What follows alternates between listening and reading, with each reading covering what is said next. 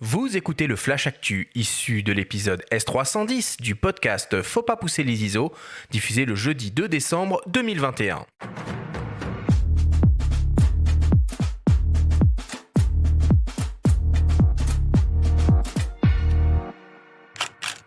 Cette semaine, dans le Flash Actu, Samyang lance plusieurs optiques pour le cinéma. Laowa propose un nouvel objectif ultra macro et Rode passe en version 2 son micro-cravate filaire.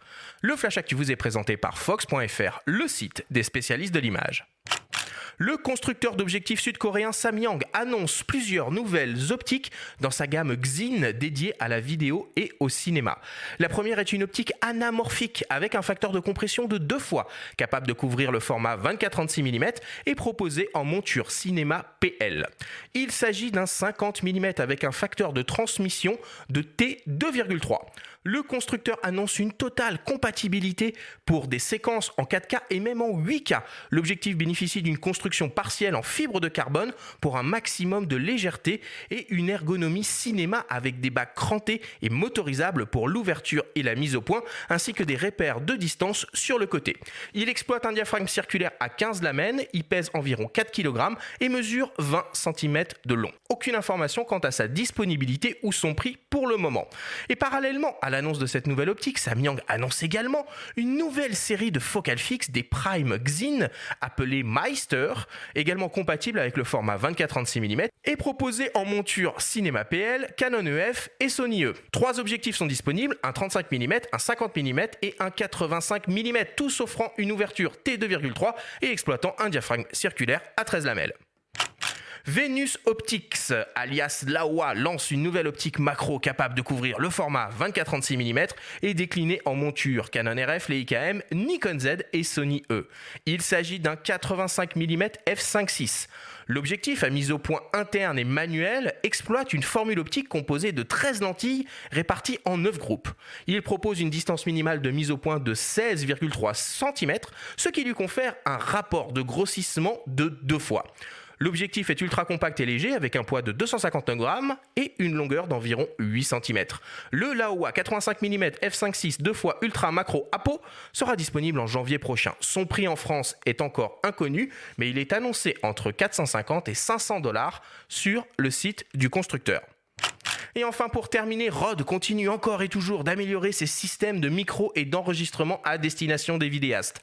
Après la sortie du Wireless Go 2, son système d'enregistrement audio sans fil ultra nomade, voici venu le tour de leur petit micro-cravate filaire, souvent utilisé avec. Le Rode Lavalier 2 inaugure un nouveau design plat avec la capsule sonore installée sur sa face avant. Cette conception permet de réduire l'encombrement du micro qui devient donc encore plus discret. Il s'agit d'un micro omnidirectionnel avec une plage de fréquence allant de 20 à 20 kHz, une impédance de 2200 ohms, une dynamique de 79 dB et un rapport signal sur bris de 62 dB. Il fonctionne avec un connecteur jack 3,5 mm et est proposé avec un câble plat pour le dissimuler plus facilement sous les vêtements. Il est livré avec une pince, un filtre anti-pop, une petite bonnette et un jeu de bagues coloré. Le Rode Lavalier 2 sera bientôt disponible en France, il est proposé actuellement au prix de 99 $ aux États-Unis.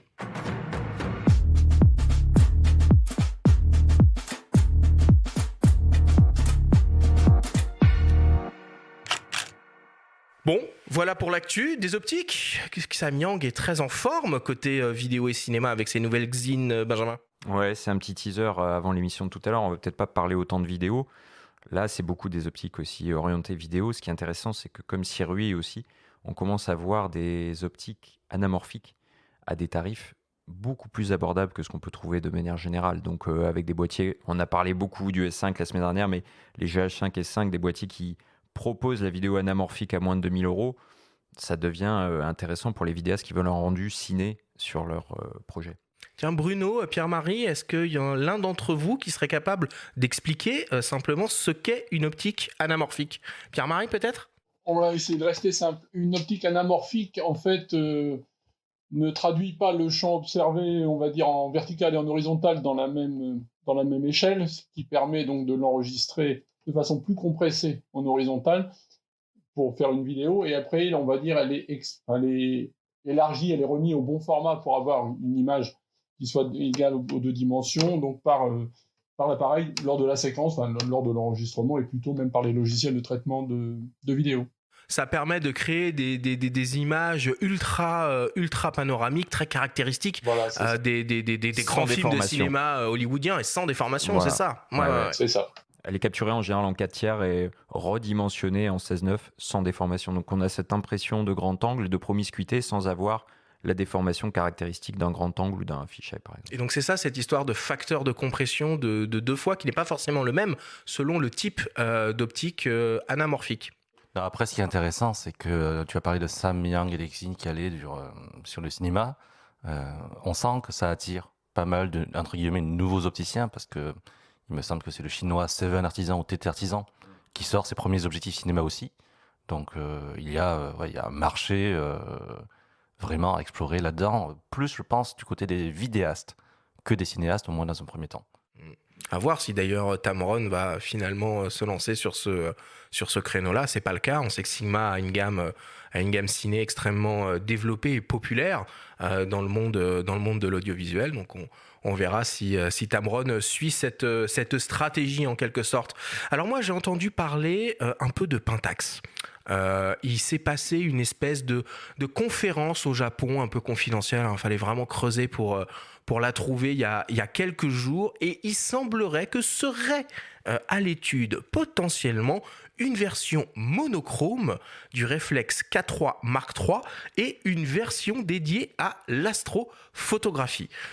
Un K3 Mark III monochrome, est-ce que ça aurait du sens, Pierre-Marie ? Pourquoi pas? C'est l'intérêt d'avoir des appareils qui sont monochromes, c'est de supprimer les filtres colorés, donc de la matrice de Bayer, donc qui permet de recomposer l'image à partir donc des 3 couleurs enregistrées.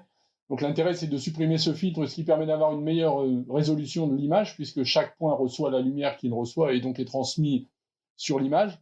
Après, oui, ça peut être intéressant. Après, ça va être un marché de niche quand même. Alors déjà, Pentax, c'est déjà sur un marché de niche. Ouais. Bah, ceci dit, un monochrome, c'est toujours intéressant, mais peut-être que ça aurait été mieux sur un GR. Le fameux GR qui revient encore. À chaque émission, on en parle finalement de cet appareil. Bah, on attend, nous, toujours le GR40X. Ou alors un capteur monochrome sur leur 645 dont on parlait avec Jean-Christophe il y a 2 émissions. Mais sur les moyens formats. Il continue à le produire, celui-là, je crois pas. Du coup, ce serait une bonne occasion de relancer la production, mais pourquoi pas? Ce serait peut-être pertinent.